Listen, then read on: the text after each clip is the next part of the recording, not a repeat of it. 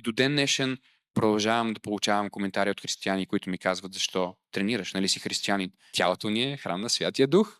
Вземи го поддържи. Не може да си 150 кг с шкембе и с диабет и кой знае още какви болести, само заради това, че си чревоугодник. Кое е по-добре? И по същия начин е с много други неща.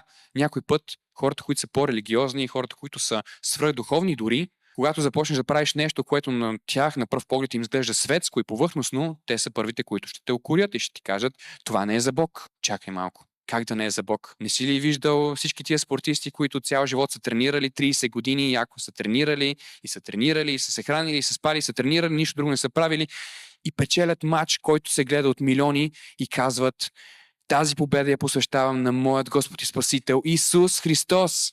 И за това този човек е тренирал и е бил постоянен, за да може да издигне името на Исус в този момент. Така че Бог има място и момент за всеки един човек, в който макар и да не му се е струвал по пътя, че е било пряко за Бог и на хората около него особено, той ще прослави Бог. Аз нямаше да стоя днес тук и да ви говоря, ако не бях започнал да тренирам.